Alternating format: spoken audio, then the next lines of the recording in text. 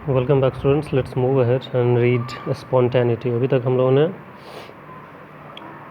बहुत सारे एंथैल्पीज़ का डेफिनेशंस वगैरह देखा और कैसे कैलकुलेट करते हैं। Last topic was lattice enthalpy, किस तरीके से आयनिक कंपाउंड्स का जो स्ट्रक्चर बनता है तो उसमें कितनी एनर्जी रिलीज़ या एब्जॉर्ब होती है, वो सब चीज़ें हमने देखा था।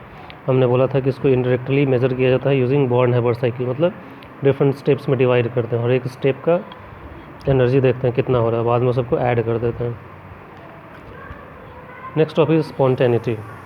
स्पॉन्टेनिटी क्या होता है? बहुत सारे लोगों के बारे में हम बोलते हैं कि ये बंदा या बंदी बहुत ही स्पॉन्टेनियस है। स्पॉन्टेनियस है मतलब तुरंत जवाब दे देते हैं, मतलब कि दिमाग चलता है बिना किसी एक्सटर्नल ट्रिगर के, वो बिना कुछ बहुत ज़्यादा सोचे तुरंत जवाब मिलता है, मतलब कि पर्सन स्पॉन्टेनियस है।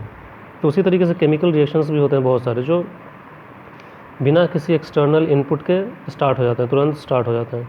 जैसे हीट होता है। हीट क्या होता है? यूनिट डायरेक्शनल मैंने लिखा है, हायर से लोअर टेम्परेचर की तरफ मूव करता है। कोई ट्रिगर देना पड़ता है? नहीं। हमने ऐसे ही पढ़ा डिफ्यूज़न प्रोसेस या इन जनरल प्रोसेस क्या होता है, कोई भी चीज़ हायर लेवल से लोअर लेवल की तरफ जाती है। ठीक है, अब देखिए उसी तरीके से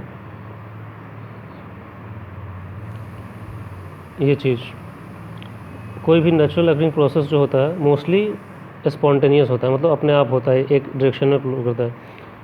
जैसे कि अब पानी का देखिए, पानी भी क्या होता है, ऊपर के लेवल से नीचे के लेवल पे अपने आप फ्लो करता है। जैसे कि आपके घरों पे टंकी होती है छत पे, उससे पाइप कनेक्शन होता है, पानी अपने आप नीचे आता है, आपको कोई प्रेशर नहीं देना पड़ता। लेकिन उसी पानी को जब ज़मीन से ऊपर टंकी को भरते हो तो क्या अपने आप चला जाता है? नहीं, उसके लिए आपको एनर्जी खर्च करना पड़ता है, इलेक्ट्रिकल एनर्जी। मोटर चलता है, मैकेनिकल वर्क होता है, इलेक्ट्रिकल एनर्जी मैकेनिकल वर्क में कन्वर्ट होता है और वो पानी को ऊपर लिफ्ट करता है। तो हायर से लोअर लेवल लाने के लिए कुछ भी करना नहीं पड़ा था, लेकिन लोअर टू हायर लेवल जाने के लिए हमें क्या करना पड़ा था? एनर्जी खर्च करना पड़ा था। ठीक है, तो ये चीज़ कहने का मतलब, तो स्पॉन्टेनिटी का मतलब क्या होता है? स्पॉन्टेनियस चेंज का मतलब होता है किसी चीज़ के अंदर पोटेंशियल हो, हैपनिंग खुद से बिना किसी एक्सटर्नल फोर्स के हो जाए। जैसे कि पानी ऊपर की टंकी से नीचे नल में आ रहा है, हीट जो है हाई टेम्परेचर से लो टेम्परेचर की तरफ फ्लो कर रहा है, ये सब चीज़ें क्या कहलाती हैं? स्पॉन्टेनियस चेंजेस कहलाती हैं। लेकिन इसका उल्टा रिवर्स जो होता है अपने आप नहीं हो सकता है। तो स्पॉन्टेनियस रिएक्शन क्या होगा? इरिवर्सिबल प्रोसेस है, मतलब एक बार हायर से लोअर चला गया तो हो गया। लोअर टू हायर मुश्किल है, लोअर से हायर जब होता है तो उसको स्पॉन्टेनियस नहीं बोलते हैं, हायर टू लोअर हुआ उसको स्पॉन्टेनियस बोलते हैं। मतलब क्या? इरिवर्सिबल प्रोसेस है, रिटर्न नहीं हो सकता। और इसको रिवर्स हम तभी कर सकते हैं जब हम कोई एक्सटर्नल फोर्स लगाएं, मतलब कुछ एनर्जी खर्च करें। तो अब कोई भी चीज़ स्पॉन्टेनियस है ये पता कैसे लगाएं? क्या कोई क्राइटेरिया है? आपने ऊपर देखा बहुत सारे रिएक्शंस की हम बात कर रहे थे जहाँ पे एंथैल्पी कम हो रहा था, डिक्रीज़ हो रहा था। जैसे कि डिक्रीज़ मतलब क्या? रिलीज़ हो रहा है, नेगेटिव साइन से पता लगता है। तो बहुत सारे एक्सोथर्मिक रिएक्शंस हैं जो कि सब क्या होता है? एक्सोथर्मिक है और वो स्पॉन्टेनियस होते हैं, मतलब अपने आप हो जाता है। जैसे कि N2 और H2 को अपने पास लाओगे तो वो अपने आप अमोनिया बना देगा, H2 और Cl2 को लाओगे तो अपने आप क्लोरीन बना देगा, कुछ एक्सटर्नल बाहर से देने की ज़रूरत नहीं है, तुरंत ही रिएक्शन हो जाएगा। मतलब क्या है? स्पॉन्टेनियस है। तो एक्सोथर्मिक रिएक्शंस क्या होते हैं जिनमें हीट रिलीज़ होता है, डिक्रीज नहीं होता है। लेकिन क्या सारे के सारे एक्सोथर्मिक रिएक्शन स्पॉन्टेनियस होंगे? कुछ एंडोथर्मिक भी देख लो, जैसे N2 है और O2 है, मिल के NO2 बनाते हैं, लेकिन ये क्या है? एंडोथर्मिक है, हीट एब्जॉर्ब कर रहे हैं, प्लस साइन है। लेकिन ये भी क्या है? स्पॉन्टेनियस होता है। N2 और O2 ऑल्दो हीट को एब्जॉर्ब करते हैं, लेकिन ये क्या है? स्पॉन्टेनियस है। ऊपर हम क्या बोल रहे थे? एक्सोथर्मिक था, हीट रिलीज़ हो रहा था, वो भी स्पॉन्टेनियस था। तो क्या हम ऐसा बोल सकते हैं कि एंथैल्पी का डिक्रीज़ होना मतलब रिलीज़ होना गारंटी है कि एक क्राइटेरिया है कि जो भी रिएक्शंस जहाँ पे हीट रिलीज़ हो रहा है वो स्पॉन्टेनियस होगा? नहीं। एक एग्जांपल दिया हमने, यहाँ पे हीट एब्जॉर्ब हो रहा है, प्लस साइन है, लेकिन ये भी क्या होता है? स्पॉन्टेनियस होता है। ये रिएक्शन नाइट्रोजन को और ऑक्सीजन को अपने पास ले आओगे तो ये अपने आप ये रिएक्शन तुरंत हो जाएगा। ठीक है, तो ये जरूरी नहीं है कि ऐसा रिएक्शन जहाँ पे एनर्जी डिक्रीज़ हो रहा है, एंथैल्पी डिक्रीज़ हो रहा है, मतलब रिलीज़ हो रहा है, माइनस साइन आ रहा है, वो हमेशा स्पॉन्टेनियस होगा। तो ये जो हमने टॉपिक दिया है एंथैल्पी डिक्रीज है क्राइटेरियन फॉर क्या ये सही है? नहीं। हर एक रिएक्शन जहाँ पे एंथैल्पी डिक्रीज़ हो रहा है वो स्पॉन्टेनियस जरूरी नहीं कि होगा। क्यों? क्योंकि एक ऐसा रिएक्शन है जहाँ पे हीट एब्जॉर्ब हो रहा है, वो भी क्या है? स्पॉन्टेनियस है।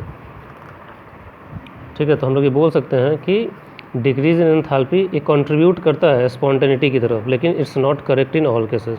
सम केसेस में एब्जॉर्प्शन ऑफ हीट मतलब एनर्जी हो सकता है, वो भी क्या है? स्पॉन्टेनियस है। तो फिर अब पता कैसे लगा, क्या क्राइटेरिया दूसरा डिफाइन करें? तो इसके लिए एक टर्म लाया गया है एंट्रोपी, जिसको एस से डिनोट करते हैं। क्या? एंट्रोपी। वो स्पॉन्टेनिटी से रिलेट करता है।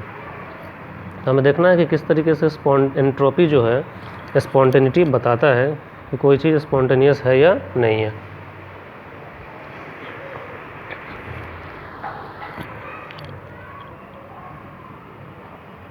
और सपोज़ करो एक प्रोसेस है स्पॉन्टेनियस है, लेकिन उसमें हीट चेंज क्या है? 0 है। एक अलग ही कंडीशन है। पहले हमने क्या देखा?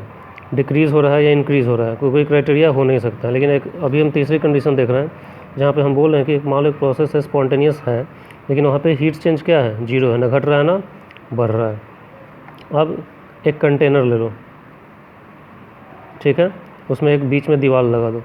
एक गैस यहाँ पे है, फर्स्ट गैस, यहाँ पे सेकंड गैस है। अब इन दो इस एक गैस यहाँ पे और एक गैस यहाँ पे है, और ये डिवाइडेड है बीच से, ठीक है। अब इस पार्टीशन को हटा दो, क्या हो जाएगा? दोनों गैस आपस में क्या हो जाएंगे? मिक्स हो जाएंगे। अभी जब मिक्स हो जाएंगे तो आपको बोला जाए कि इसमें से किसी एक पार्टिकुलर गैस को निकालो, गैस 1 को निकालो। आप निकाल पाओगे? नहीं, क्योंकि वो मिक्स हो गया। फिर मैं बोलूँ गैस 2 को निकाल पाओगे? नहीं निकाल पाओगे। क्यों? क्योंकि ये मिक्स हो गया आपस में। लेकिन ये पार्टीशन हटाने से पहले अगर मैं पूछता कि गैस 1 निकालो, तो आप निकाल सकते थे? यस, गैस 1 आप निकाल सकते, आप इस चैम्बर से निकाल सकते थे। गैस 2 आप इस चैम्बर से निकाल सकते थे।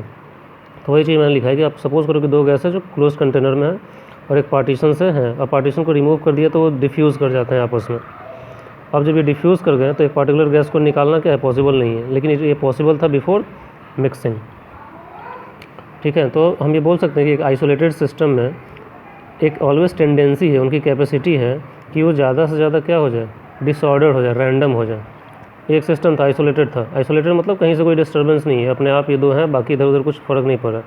मैंने सिर्फ पार्टीशन हटाया था, क्या हो गया था? वो आइसोलेटेड सिस्टम में उनके अंदर टेंडेंसी हो गया, चीज़ें क्या हो गई? रैंडम हो गई, डिसऑर्डर मतलब रैंडम हो गया, रैंडम मूवमेंट हो स्टार्ट हो गया। तो इसमें हुआ ना रैंडम मूवमेंट हो, 1 2 में मिल गया 2, मतलब ये दोनों आपस में मिल गए, चीज़ें डिसऑर्डर हो गई। पहले ऑर्डर्ड थी, 1 गैस अपने जगह था, सेकंड गैस अपने जगह पे था। यहाँ से आप फर्स्ट निकाल सकते थे, सेकंड निकाल सकते थे, जो भी मन कर रहा है। अब क्या हो गया? रैंडम हो गए, दोनों इधर उधर मौजूद हैं, डिसऑर्डर हो गया, उनका ऑर्डर चेंज हो गया। तो क्या हम बोल सकते हैं कि जहाँ पे सिस्टम में डिसऑर्डर बढ़ता है वही चीज़ें क्या होती है? स्पॉन्टेनियस होती हैं, ठीक है। जहाँ पे चीज़ें डिसऑर्डर्ड होती हैं, रैंडम होती हैं, वो सब क्या होती है? स्पॉन्टेनियस होता है। तो इसी चीज़ को एक नया टर्म दिया गया, एंट्रोपी। क्या दिया गया? एंट्रोपी। एक थर्मोडायनेमिक फंक्शन है, मेजरमेंट ऑफ डिसऑर्डर और रैंडमनेस इन द सिस्टम में रैंडमनेस के बारे में पता लगाता है कि चीज़ें कितनी रैंडम है, मतलब चीज़ें कितनी स्ट्रक्चर्ड नहीं है। जितना ज़्यादा डिसऑर्डर होगा उतना ही ज़्यादा एंट्रोपी होगा, और जितना ज़्यादा एंट्रोपी होगा उतना ही ज़्यादा प्रोसेस स्पॉन्टेनियस होगा, ये कहने का मतलब है, ठीक है। तो अब एक केमिकल रिएक्शन है जहाँ पे एंट्रोपी जो है वो क्या बताएगा? Rearrangement of atoms from one form to another.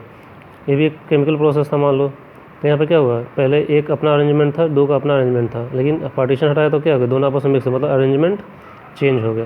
तो entropy is a measure of disorder, randomness. Chemical reaction में वही चीज़, rearrangement of atoms from one form to another form, मतलब एक रिएक्शन ए से बी बन रहा है, ठीक है। मतलब जैसे मान लो H2 था, O2 था, मिल के बना दिया H2O, वाटर। तो जब ये बनाया तो इसके जो एटम्स हैं किस तरीके से, पहले अरेंजमेंट था, बाद में इनका अरेंजमेंट चेंज हो गया, वाटर बना तो, ठीक है। तो that change in arrangement is measured by entropy. जितना ज़्यादा रीअरेंजमेंट होगा, जितना ज़्यादा डिसऑर्डर होगा, उतना ही ज़्यादा एंट्रोपी होगा। तो greater the decrease in regular structure, मतलब रेगुलर स्ट्रक्चर में जितना ज़्यादा डिक्रीज़ हो, मतलब डिसऑर्डर हो, उतना ही ज़्यादा क्या होगा? डिसऑर्डर होगा, उतना ही ज़्यादा एंट्रोपी होगा। मतलब किसी चीज़ का रेगुलर स्ट्रक्चर, जैसे H2 का रेगुलर स्ट्रक्चर, O2 का रेगुलर स्ट्रक्चर है, वो H2 में रहेगा नहीं, वो ब्रेक हो जाएगा। H2 में एक अलग ही अरेंजमेंट होता है, तो क्या होगा? रेगुलर स्ट्रक्चर में डिक्रीज़ हो गया, ये जितना ही ज़्यादा डिक्रीज़ होगा उतना ही ज़्यादा डिसऑर्डर होगा, उतनी ही ज़्यादा एंट्रोपी होगा। तो सबसे ज़्यादा डिसऑर्डर किस स्टेट में होगा? गैसियस स्टेट में होगा। क्यों? क्योंकि मॉलिक्यूल्स क्या होते हैं, फ्री होते हैं मूव करने के लिए, इधर उधर कहीं भी जा सकते हैं, जैसे यहाँ पे था, ठीक है, ये आपस में मिक्स हो गए। लेकिन ये सॉलिड होते हैं तो क्या ये बहुत ज़्यादा मिक्स हो पाता, तुरंत नहीं हो पाता। तो एंट्रोपी क्या बताता है, सिस्टम में डिसऑर्डर को बताता है, रीअरेंजमेंट ऑफ एटम्स को बताता है। जितना ही ज़्यादा रेगुलर स्ट्रक्चर डिस्टर्ब होगा उतना ही ज़्यादा डिसऑर्डर होगा, उतना ही ज़्यादा एंट्रोपी होगा। और ये चीज़ सबसे ज़्यादा किस फेज में होगा, गैसियस फेज में होगा, क्योंकि उस समय मूवमेंट ईजी होता है। अब बात आती है कैसे कैलकुलेट करना है एंट्रोपी को।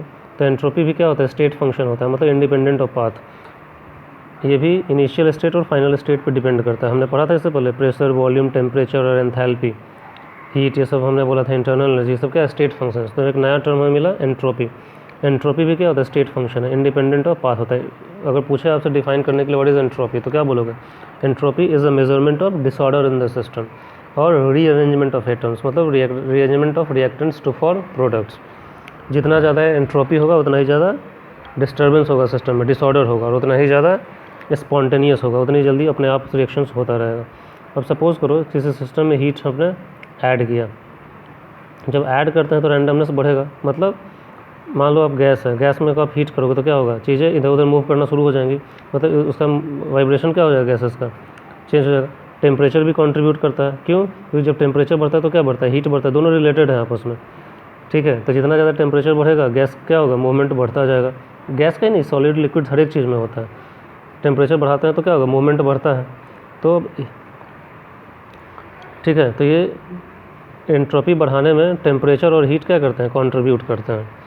अब सपोज़ करो हीट, एक सिस्टम है 50 डिग्री सेंटीग्रेड में है और एक सिस्टम है 30 डिग्री सेंटीग्रेड में। इसमें मैं 4 कैलोरी हीट ऐड कर रहा हूँ दोनों में, एक 50 डिग्री पे है और एक 30 डिग्री पे है। किसमें सबसे ज़्यादा डिस्टर्बेंस वो क्रिएट करेगा, 30 वाले में करेगा। क्यों, क्योंकि इसके अंदर स्कोप है बहुत ज़्यादा और ऊपर जा सकता है। ये ऑलरेडी थोड़ा सा हाई टेम्परेचर है, कहने का मतलब समझ रहे हो ना, ये टेम्परेचर हाई है तो इसके अंदर मैं हीट दूंगा तो इसके अंदर भी वो डिसऑर्डर लाएगा, लेकिन डिसऑर्डर सबसे ज़्यादा कहाँ लाएगा, लोअर टेम्परेचर में लाएगा। इसका टेम्परेचर बढ़ेगा, जितना तेज़ी से इसका बढ़ेगा उतना तेज़ी से होता नहीं, क्योंकि ऑलरेडी बहुत ज़्यादा हीटर है, 30 डिग्री 50 डिग्री में अंतर होता है ना। तो मैं यहाँ पे वही चीज़ लिखा हूँ, हीट को जब ऐड किया जाता है लोअर टेम्परेचर्स पे, हीट एडेड एट लोअर, ये मिसिंग है यहाँ पे, temperature would cause more randomness, ठीक है। तो मतलब क्या हो गया, एंट्रोपी टेम्परेचर से क्या होगा, इन्वर्सली प्रोपोर्शनल हो जाएगा, उल्टा, S inversely proportional to T हो जाएगा।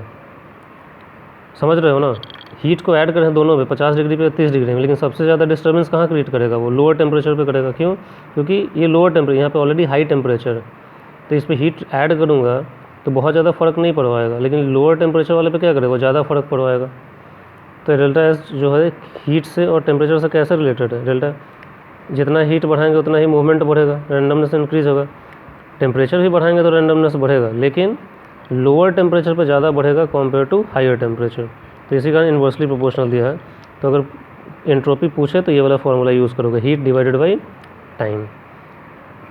अब हीट क्या होगा, टोटल एंट्रोपी कितना होगा सिस्टम का और सराउंडिंग का, ये हमेशा ज़्यादा होगा जीरो से, जाहिर सी बात है, होगा भी। टोटल एंट्रोपी हमेशा सिस्टम और सराउंडिंग का क्या होगा, जीरो से ज़्यादा होगा।